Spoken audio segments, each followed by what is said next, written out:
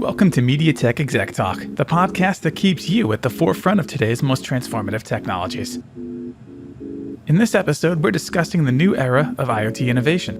Anshel, Principal Analyst at Moor Insights, chats with Sharma, Associate Vice President of IoT at MediaTek. They chat about the latest IoT trends in industrial applications, fitness, cities, and more.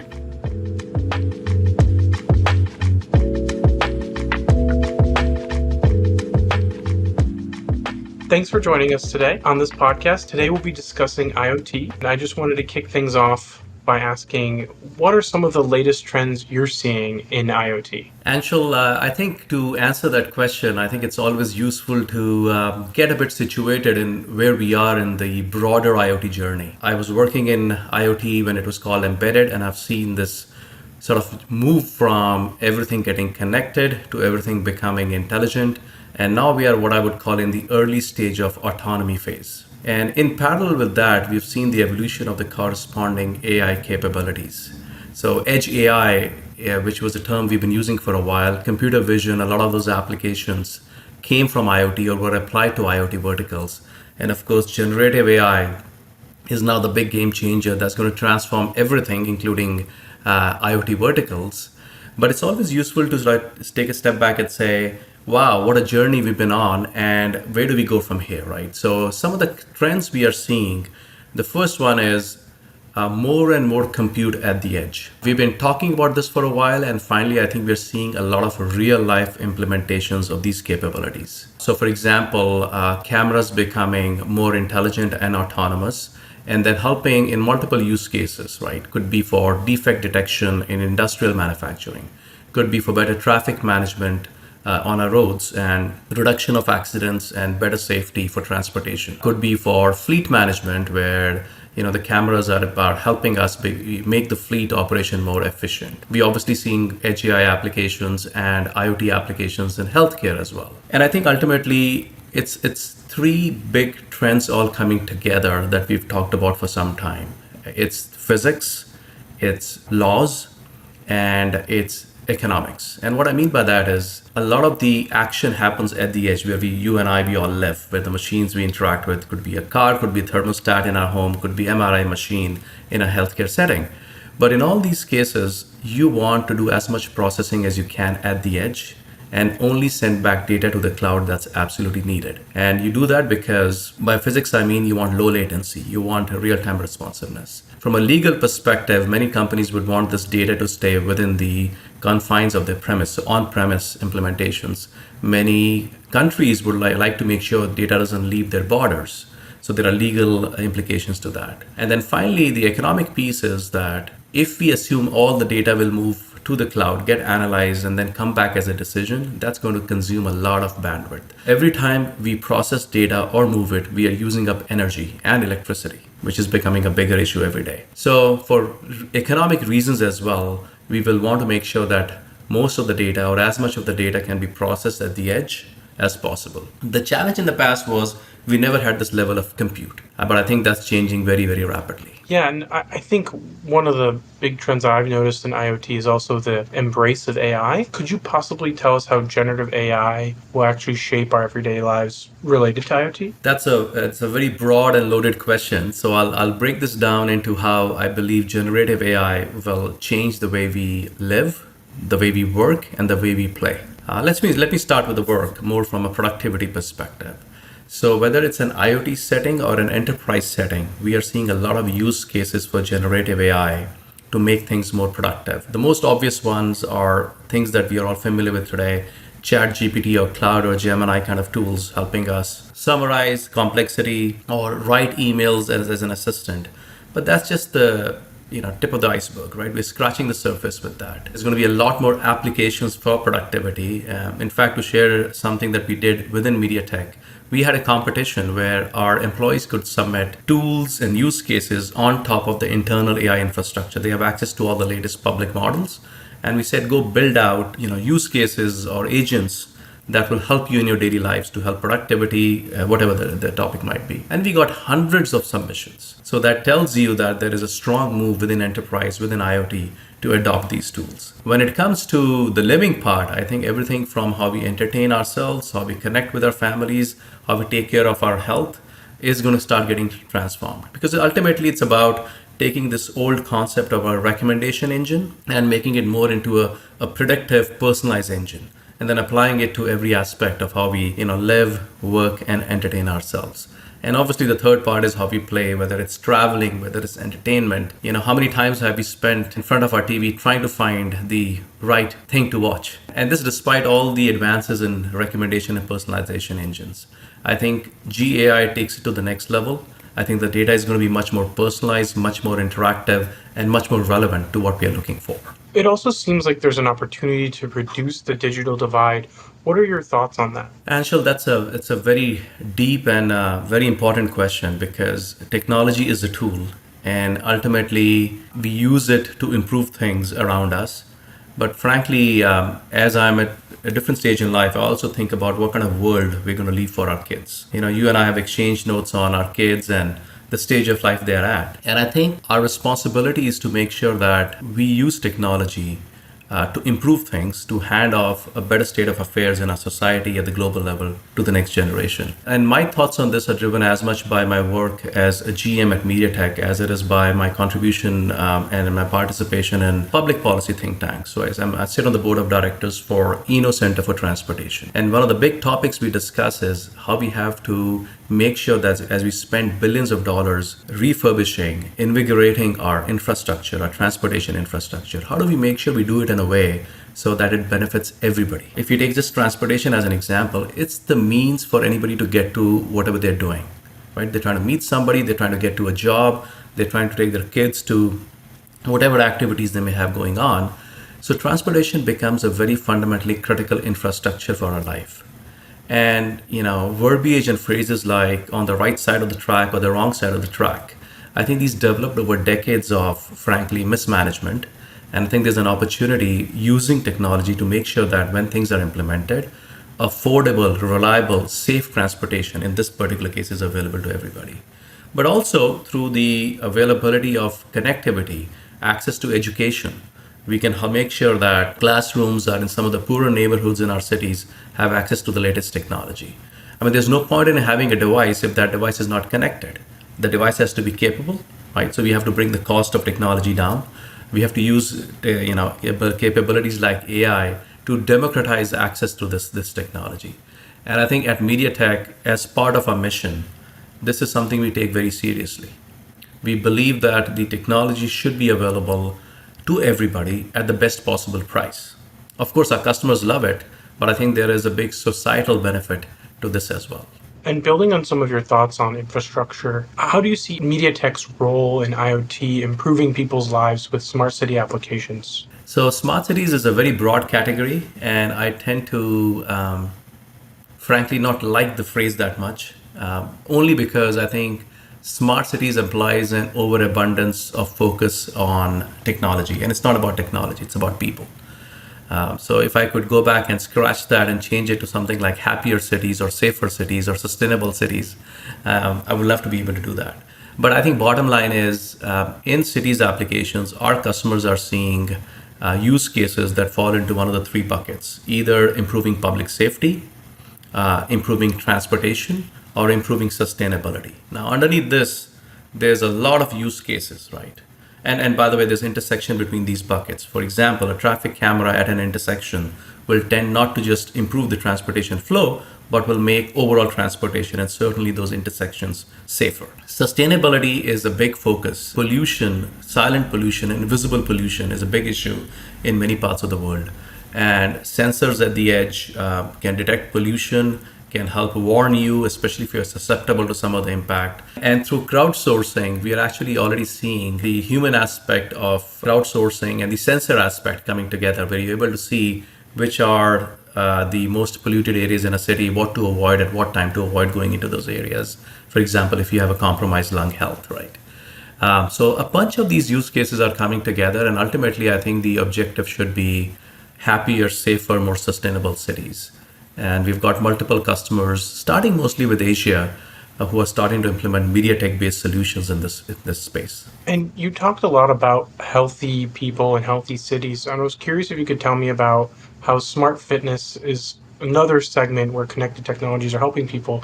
Can you talk a little bit about how, MediaTek's role in smart fitness is improving people's lives? This is one of the biggest segments where I think MediaTek platforms have been adopted very quickly. Some of the biggest players, the most popular players like Peloton, like Nordic Track, are very good customers of ours. And when I talk to them, they are looking at this from a more holistic perspective, right? And even the customers want that holistic perspective. So it comes down to not just exercise and fitness in the classical sense, but also nutrition and recovery, including sleep. And I think the mental health aspect of it is becoming as important as physical health. So all of these things ultimately require as much advanced sensing as possible. It could be your heart rate, it could be how you're sleeping, it could be how much you're pushing your body and your heart rate when you're exercising. It could even be things like continuous glucose monitoring. And all of these involve some level of sensing and constant sensing at a very, very low cost in a very, very power efficient manner. And so that you get a 24/7 view of some agentic AI analyzing this data and giving you feedback and coaching on how to lead a healthier, better life. And to me, that's the very definition of IoT, using connectivity, low power, compute, and ultimately analytics. In this case, it happens to be about you and your body and your mental health. That's great. And you talked a little bit this a little bit before, but when it comes to transportation, how is IoT changing the way we get around? When I talk about transportation, at least in the US, a lot of us tend to default to thinking about our cars. But transportation is about so much more than that, right? It's about the public transportation, it's about our infrastructure. And within infrastructure, it's about our roadways, our ports that are a critical part of our logistical supply chain. It's about our airports. And I think in all of these sub-verticals within transportation, we are seeing so many applications of computer vision and now increasingly generative AI. And I can give you a lot of examples where MediaTek is partnering, for example, with fleet management companies, improving the human-machine interface in some of these. Helping Genio platform, which is our IoT platform, is even being used for traffic management and improving traffic flows. It's being used to improve, for example, the safety at some of these traffic intersections. We know a large amount of accidents tend to happen at the intersection, and not surprisingly so, right? Because traffic is crossing on these intersections, so there's statistically higher chances. How do you make those intersections safer? How do you even do things like auto-tuning the red light, green light timings to real-time traffic? These are all use cases that our customers are exploring with us because they see the MediaTek platform as sort of this stable platform to build upon and deliver all this innovation. I also wanted to talk about the impact of IoT in other segments, such as industrial applications and retail. Could you possibly give us a little bit more insight on that? Retail is actually the number one segment for us. So everything from point of sales to barcode scanners to even helping our customers understand retail analytics, footfall traffic, ultimately with the intent that use cases like, hey, I want to optimize my supply chain to make sure when a customer walks in the door, they find the right product, to making sure that my end-to-end supply chain is correctly instrumented and I have visibility into it, to even things like, I want more information or understanding of what my customers are looking for. And ultimately, how do we make sure that things like, losses, we minimize those losses in the retail store. So all of these use cases our customers are using or building on top of the MediaTek platform. In the industrial use cases, we are seeing a lot of adoption around human-machine interface. So a classic interaction is some sort of a ruggedized tablet or touch screen interface to interact. And now our customers are telling us, I want to implement a human-machine interface using generative AI. So people working in a factory can actually interact using spoken language versus touch, or have a multimodal input. We're also seeing a lot of applications of defect detection using video analytics.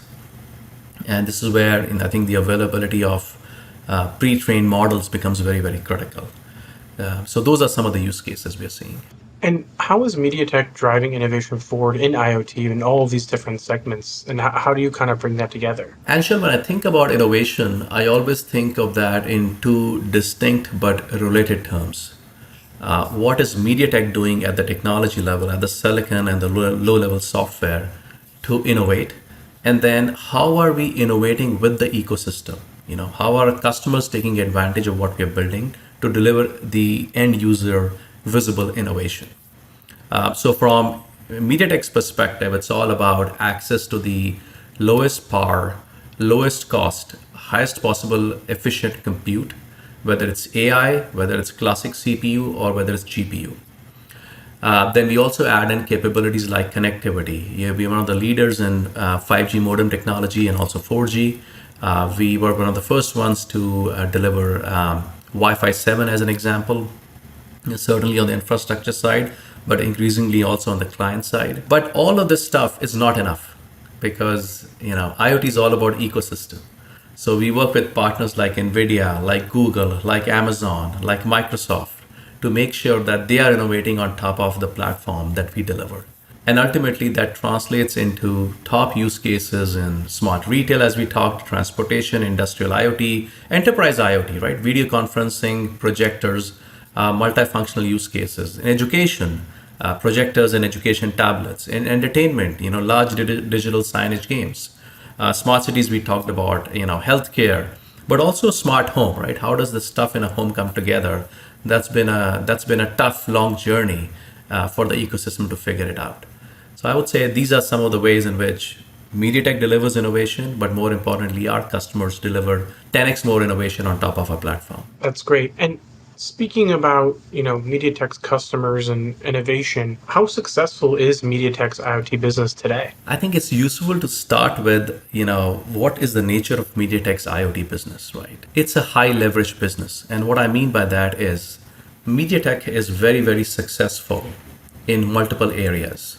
We are one of the leaders or the leader by volume in smartphones, in Android devices, partnering with ARM. In Chromebooks, we are the number one player in smart TVs. So as somebody who's leading the IoT business at MediaTek for US and Europe, I always look at these as capabilities that I can leverage from. So the display capability from TV or tablet can be used for digital signage, for interactive flat panel boards.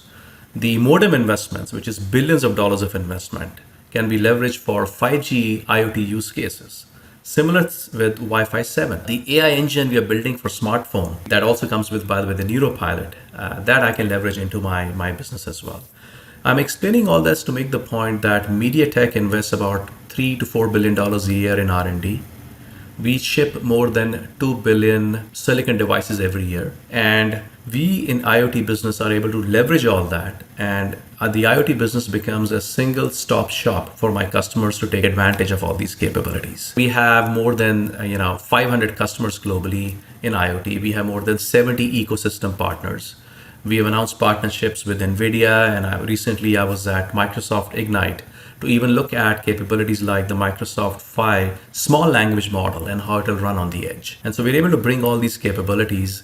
And so far, we are thankful to our customers. I named some of them earlier, who have helped us essentially grow this into a multi-$100 million business already at MediaTek. That's great. And, I did see that Microsoft announcement for the 454 model, which looks really good in terms of performance. But you also mentioned NVIDIA, and could you possibly go a little bit more in detail into your collaboration with NVIDIA? Absolutely. So as you know, we have already collaborated and talked publicly about the partnership with NVIDIA in automotive. The partnership in IoT extends that and brings some, very complementary capabilities together. MediaTek is one of the, if not the strongest player at the edge. As you know, NVIDIA has a tremendous deep learning platform that's typically run in the data center. And we said, if you think about how to make the life of an AI developer easy, we have to think about the entire workflow. We cannot provide them bits and pieces. So what we really did is sat down and thought about workflow starting with the use case, pre-trained model, how to adapt it or try and do transfer learning on it for the specific use case and the context you have, optimizing it for the specific architecture it will eventually run on, and then actually doing that testing and doing this multiple times in a loop so you find the most optimal solution. And so what we did is we combined NVIDIA's Tau, which is focused on training and transfer learning, with our Neuropilot software, which is more focused on inference, in a single workflow. And really, Anshel, what we were addressing with this, or we are addressing with this, is the number one challenge our customers have in this fast-paced world of AI. I mean, the models are getting updated. Talent is very hard to find. When you invest in your AI software, you want that to be reusable, scalable. And so we solve all of these three big problems by having this joint offering. Every quarter, we are finding more customers who are taking advantage of these capabilities. And I invite more customers to come and talk to us about this.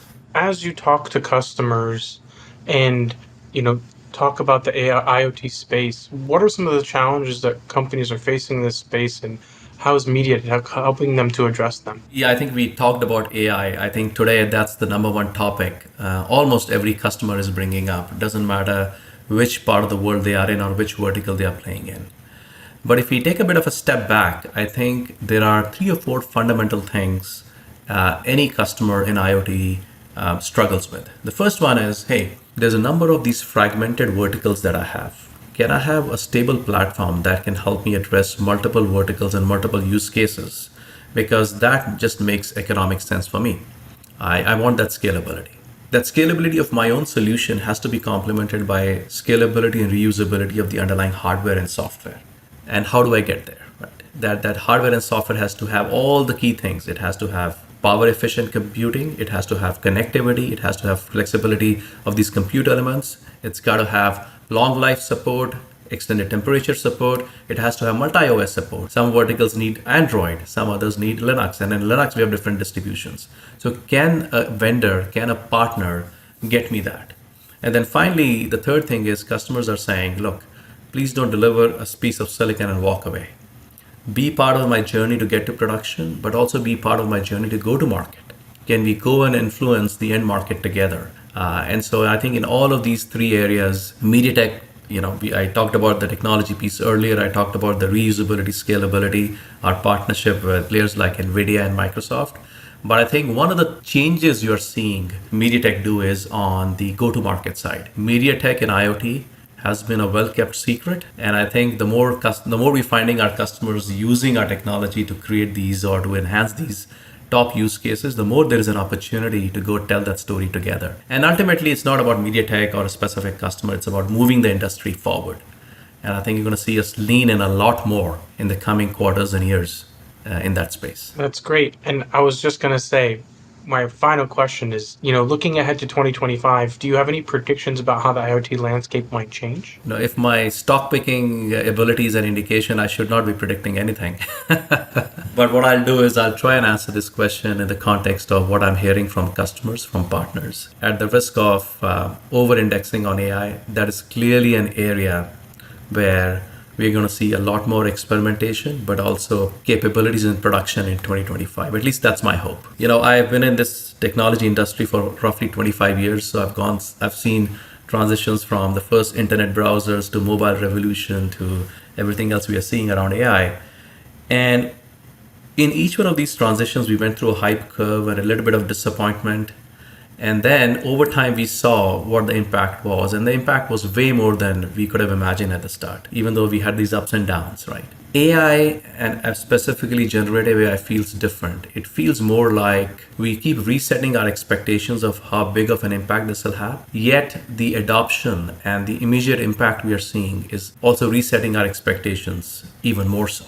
So it does feel a little bit faster paced, if I can use that phrase. So I think we're going to see some of that in IoT verticals. Frankly, a lot of the work we did in AI in 23 and 24, I see it as, it was more on the learning side. So it's like sending the machines to college. We don't do as much useful work in college as we do when we graduate and apply those skills.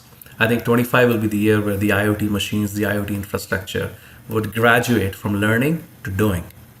And that's my hope, that's my expectation, that's what my customers would like to do. The second thing that's going to become a big focus is energy needs for this infrastructure. It's already starting to come up, and I think it's going to become a bigger issue from just raw availability of electricity and energy, but also the sustainability impact of broad adoption of AI. And so I think everything we can do in terms of more efficient power efficient computing, better distribution of the workload between the edge and the cloud will help in that matter. And the third thing, I think this promise of distributed computing, where the capabilities are not just in a device, but also comes from these devices talking to each other as almost like a community of machines, I think will become much more important and much more impactful. But we'll talk again at this time next year. Yes, hopefully. And I was curious about your thoughts on agentic AI, and I think that's going to be a really big trend for next year. How do you see that being impacted or impacting IoT? I think it's going to be one of the biggest trends and the more obvious trends going from human machine LLM based interaction to that personalized assistant that's doing a lot more specific stuff. And I think the reason agentic AIs will be more popular and more impactful is simply because if you think about human society, we value specialists in general a lot more than jack of all trades. It's a very broad statement and may not be always true, but in general, the more specialized you are, the more value you create, the more value you deliver. And so I think agentic AIs are just that natural transition from, hey, this thing can do everything to it's going to be much more purposeful and niche and therefore trained on a specific set of data for a specific set of use cases.